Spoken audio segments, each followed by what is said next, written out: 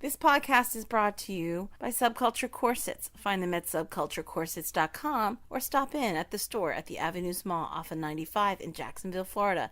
They've got everything you could want for steampunk, rockabilly, goth, and pinup. Mention Cosmic Shenanigans and get 10% off your order, online or in the store. Welcome to Shenanigans Ensue with Mary San Giovanni! Woo-hoo!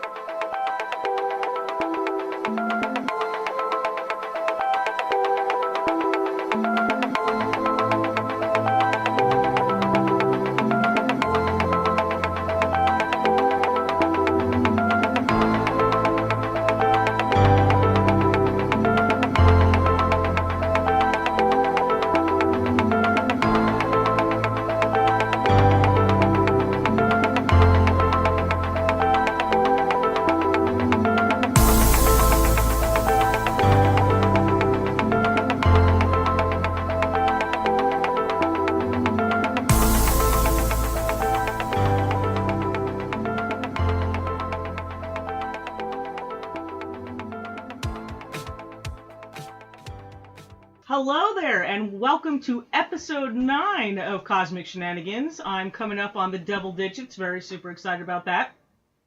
I am, in case you haven't caught on so far, I'm Mary San Giovanni, and I'm up to shenanigans once again of cosmic proportions. And possibly even horrific proportions, depending on which way this goes. Today, I want to talk about Lovecraft and the occult. The reason for this is that it's interesting, for one thing. And also because I recently wrote an article on the subject for Apex magazine. You can read this article in its entirety in issue 107, the April 2018 issue, which is available for sale, I believe, on the Apex Publications website.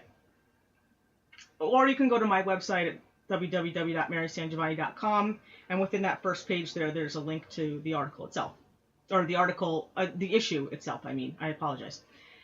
So, I figured we could discuss some of the highlights, particularly the influence that Lovecraft's beliefs, his disbeliefs, and his interest in the occult had on cosmic horror fiction, and on the occult in general. Now, the occult is a major aspect of cosmic horror, owing, I believe, to Lovecraft's interest in that particular subject. We often see his characters discovering and engaging in secret rituals which open doorways to and summon entities from dimensions beyond known time and space. For decades, scholars have explored Lovecraft's real-life connections to the occult based on his fiction, his correspondence, and his personal life. I look at some of these scholarly sources and try to determine whether Lovecraft's interest was purely academic or something more. Now, speaking of these correspondences, if we look at those, Lovecraft was clearly fairly well read on the subject of the occult, at least for as far as the information available at the time. As we've discussed in prior episodes, though, his beliefs about the supernatural and its effect on the, quote, real world differ from someone like, say, Arthur Machen. Most of the sources he notes in correspondence come from the Puritans' perception of magic, of Satanism, and the occult, which of course works well for horror stories, but is likely fairly skewed toward the negative. Those sources are not always accurate representations of all pagan spiritual beliefs, or the entities which are revered and worshipped by practitioners of those spiritual beliefs. And yet, Lovecraft captures enough of the essence of both real and panic-driven views of the occult to put together an occult system of beliefs and deities that works effectively in his fiction. He often notes pagan holidays as important. In particular, he frequently mentions Samhain and Midsummer's Eve as being of particular importance to his cults. And it's interesting to note that those two particular holidays are when the veil between worlds is said to be the thinnest. However, he often mistakes names and sigils meant to, say, protect practitioners from rather than summon evil entities. His forays into exploring the Maconesque deities and pagan nature worship were probably to a degree titillating in their utter freeness of expression, almost forbidden expression. But whatever occult ritual accuracy he manages is far more often in connection with, say, something like necromantic approaches. I give several examples of what I believe he does and doesn't quite get right in the article, which other scholarly sources, if I may be so bold as to consider myself a scholarly source, which other scholarly sources pretty much confirm. But essentially, I believe his depictions of entity summoning rituals have not only influenced cosmic horror entertainment in everything from books to Hammer films, most definitely, to video games and television series and music, but also to certain real-world modern magical systems as well. And I thought that was kind of interesting. In the article, I examined the goals and basic tenets of such groups as the Hermetic Order of the Golden Dawn, which was founded by Aleister Crowley, and the Ordo Templis Orientis, and the Church of Satan, founded by Anton Sanzor-Levay. There is an interesting contrast, in my opinion, between the nearly bestial savages that comprised Lovecraft's cults and the intellectual pursuits of their real-world counterparts. Many of Lovecraft's protagonists, actually, are such intellectual men pursuing enlightenment and truth. Often this pursuit is their downfall, and their discoveries are the true source of horror because they upset the status quo. They introduce the idea that everything that we believed may be wrong, or only partial, or at any rate inaccurate. Even as protagonists, or semi-protagonists, maybe they're anti-heroes if you want to think of them that way, these men are often still cautionary tales in and of themselves, warning against the pursuit of anything esoterically or spiritually higher than civilized realism, that such an attempt is kind of a sin in and of itself. So even the good guys are sort of crossed with this idea of, discovering too much. The fall of man pretty much deals in the idea of what man was put on earth for. Despite Lovecraft's personal disbelief in anything supernatural, preternatural, or paranormal, many of the Dionysian-styled occult groups of today, apparently that's how they're thought of. A lot of these cults, and by Dionysian I mean that there is an embrace in many cases toward the physical, the carnal, as opposed to the spiritual.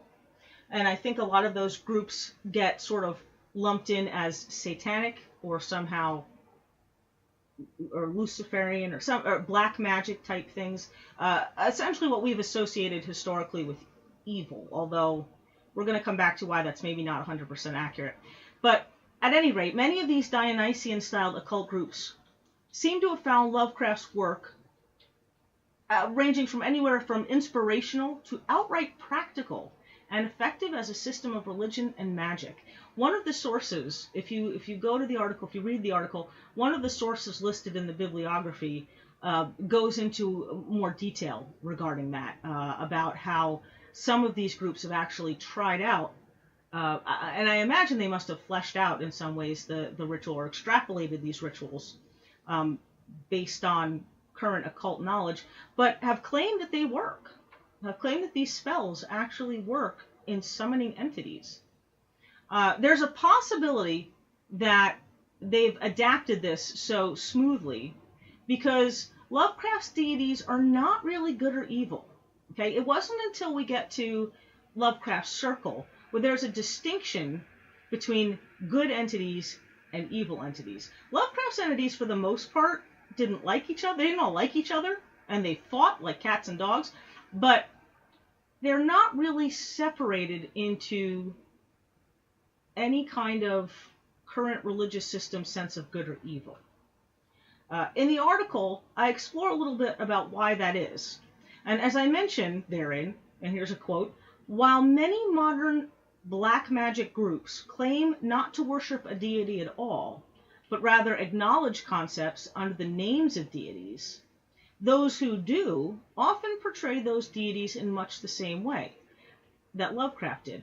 Cosmic, multiversal, and largely indifferent except when bargains, sacrifices, and worship dictate otherwise. End quote. So that's essentially, I think, why the transition is so smooth. They have sort of the same approach to these otherworldly cosmic horrors, if horror is even an appropriate term in terms of how they see things. It would be difficult, I think, to have any discussion about the occult overtones in Lovecraft's fiction without addressing his fictional source book, which is a grimoire known as the Necronomicon. The Necronomicon is so widely popular that there are still people today who believe that it is absolutely a real book lost to the ages with real spells for summoning demons and other godlike entities.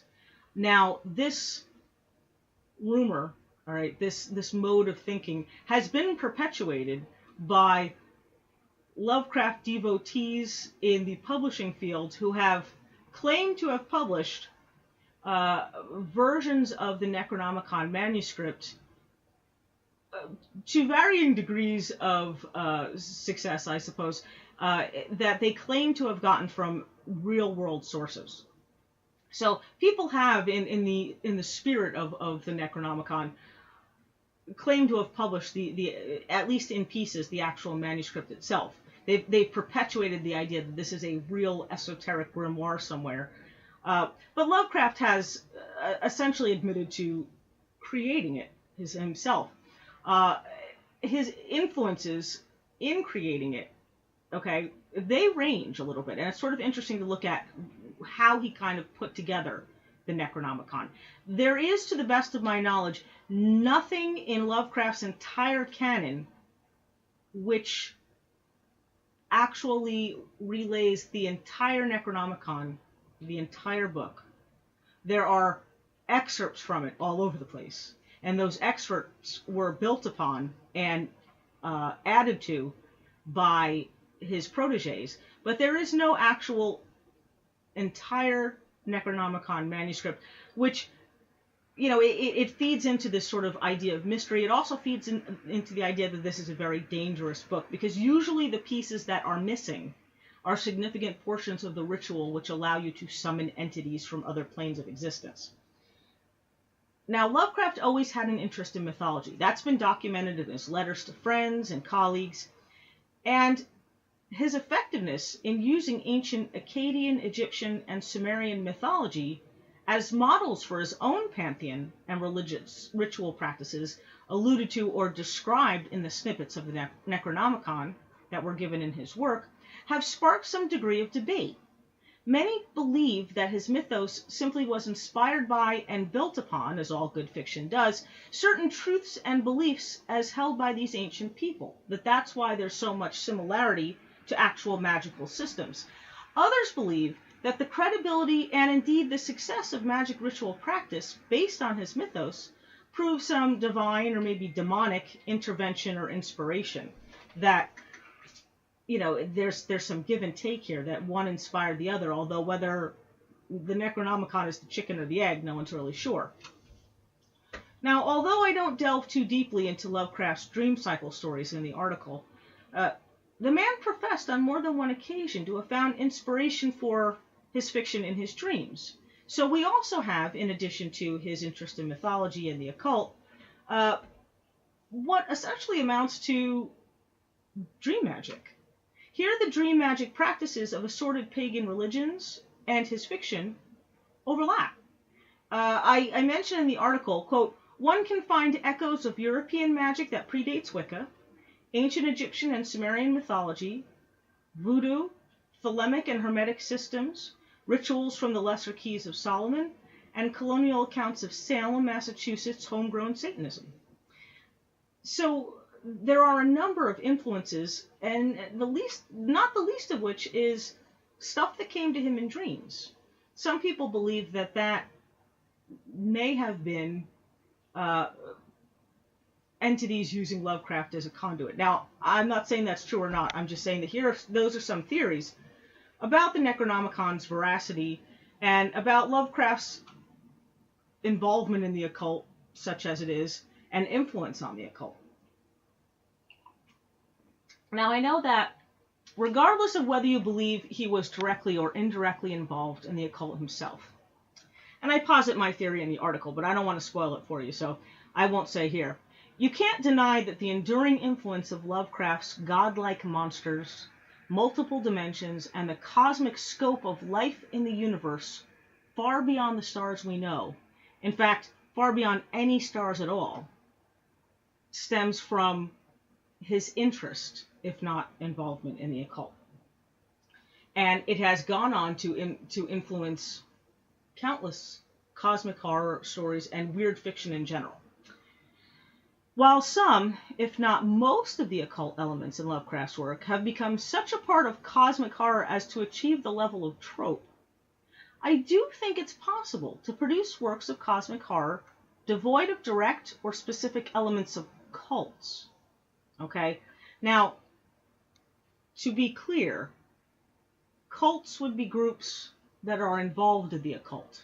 Okay? Cults would be perhaps groups of religious worshipers or people sort of blindly serving a purpose in terms of Lovecraftian fiction, that they are working toward a specific end, that they are either a loosely or tightly organized group of individuals working toward an end. I think you can get away with no cults. Last week we talked about Crouch End, Stephen King's Crouch End, and how there are no real cults in it. There is the suggestion of widespread and yet somehow secret knowledge of the occult, the supernatural aspects of things, but not so much cults. Now, the occult, the word itself, means that which is hidden, okay? And if we're simply looking at the occult as an aspect of the hidden, the unknown, the mysterious, or to sort of lump it all in the vastly indifferent supernatural, I think that's crucial, however, to achieve a cosmic horror tale. I think that, again, it's an important distinction to make that we don't need cult members, religious under or overtones, old musty books, and ancient rites and rituals. We don't necessarily need epistolary or story-within-story frameworks. We don't need crumbling towns with ancient alien hybrid lineages in the middle of nowhere New England. We do, however, need an element of the hidden and the paranormal, the supernatural, or the preternatural. That's the essence of the occult, that there is a world beyond our seeing that's hidden from everyday life and eyes, that there are universes whose scope is of cosmic proportions, that there are entities whose indifference and greatness of power reduces our own existence to something like nihilistic despair, and that there's a sense of time and space, or a lack thereof, that inspires our own realization of insignificance. Essentially, cosmic horror makes us feel like a drop in the bucket. What I find sort of inspiring, or I guess what draws me to cosmic horror, is that our drop in the bucketness means that there is so much more out there. There is so much bigger and grander and more magnificent and majestic a world, a universe, a series of universes, that there is, in a sense, an infiniteness of creation and destruction, an infiniteness of creativity, of life and death and birth and magic. And to me, that's heartening instead of disheartening. And I honestly, it falls in line with my own personal beliefs on the soul and our sort of limitless possibility, our untamed ability, once we're free of a particular physicality in one dimension. I also think that the idea that we have only scratched the surface of maybe all that there is out there, To me, I think that even in the face of powers beyond our control, of cosmic entities, or even evil or indifference, sort of, as I mentioned, a sort of feral indifference to our circumstances, our situation, our safety, that in the grand scheme of things, that our lives don't matter, there is still something sort of heartening and inspirational about the fact that human beings try anyway. They try to be better than themselves. They try to be selfless. They try to be brave. They try to matter. And they try to make sure that the people that they love matter. And I think that is somewhat, maybe it's sort of a counter movement in cosmic horror.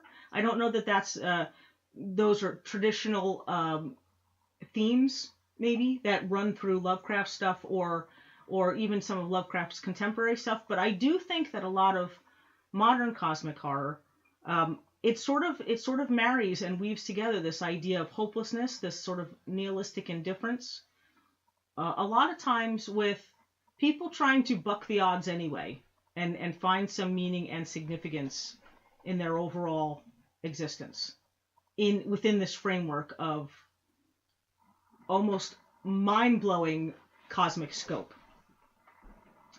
That's basically, those are basically my feelings. If you want to read my article in more detail, I urge you to check out the Apex website. You can read the article again in its entirety in issue 107. That's the April 2018 issue. And there's good fiction in there. There's good nonfiction in there. There's a beautiful cover. So, I suggest if you want to read more about this, check it out. And I believe there are some sources. If they don't appear in the article, I can always give them to you on the show, on a future episode of one of these shows. But it's definitely interesting reading. It's interesting reading that a man who staunchly believed only in what was concrete and real and tangible from the 5 basic senses could write so effectively about the ephemeral and the ethereal and the esoteric as to inspire whole systems of magic. Okay? Anyway, that's our show for this week. I hope you'll tune in next week. We'll be doing more cosmic shenanigans of horrific and awesome proportion. We will be talking more about the significance and insignificance of humankind. I'd like to thank Dave Thomas, who is generally my engineer, and also to Brian Keene, who is my engineer this week. I've got some family stuff coming up, so I'm recording some of these in advance. And also because Brian Keene made me a tea, which delights me, because, yes, folks, Queen of Cosmic Horror has that kind of power. I can do that. If you want to show your appreciation. Or I could have made it because I'm nice. Oh, yeah, that too. Because I'm a good partner. You are a good partner. Hi, folks. That's Brian Keene, by the way. And he is nice. And he is a good partner. And he loves me. Anyway, if you want to show your appreciation for these guys and all the help that they give me with Cosmic Shenanigans, you can check out Dave at his Meteor Notes channel on Twitch. That's at Meteor Notes. And that's always a good time. There's apparently a very active chat there in which they talk about cosmic shenanigans pretty frequently. So you may want to check that out. You may also want to check out Brian Keene's Horror Show with Brian Keene, where Dave and Brian and I talk about pretty much everything related to horror. And that's always a good time. It's full of the funny. You can check out Defenders Dialogue, which Brian Keene does with another friend of mine, Chris Golden, which is delightful. Even if you don't read Defenders Dialogue, it's worth, even if you don't read the Defenders comic book, it's worth listening to Defenders Dialogue because they're so cute. They're like 2 little kids talking about comic books. It's really kind of funny to listen to. And if you would like to advertise on Cosmic Shenanigans, please do. I would certainly appreciate that. You can send an email to Armand Rosamilia at armandrosamilia@gmail.com. You can go to the Project Entertainment Network. I think it's in the upper right-hand corner. I could be wrong about that, but I know it's somewhere on the website. There is a link to getting in touch with Armand about supporting the different shows with ads and ad copy. And you can check out Cosmic Shenanigans, past episodes, future episodes, and all the episodes in between, because in Cosmic Horrorland, time does not exist. You can check all of these episodes out on Project Entertainment Network itself, on Stitcher, Spotify, Google Play, iTunes, I think maybe iHeartRadio, although again, I'm not really quite sure where that's going, and pretty much any other platform that supports podcasts. Again, thank you for listening. I hope you enjoyed it, and I will see you next week. Bye. Armcast, Dead Sexy Podcasts. I'm your host, Armand Rosamilia. Fridays exclusively on Project Entertainment Network, where I interview authors, publishers, editors, artists, filmmakers, narrators, the lady from Walmart, whoever I feel like talking to. That's every Friday, Armcast, right here on Project Entertainment Network.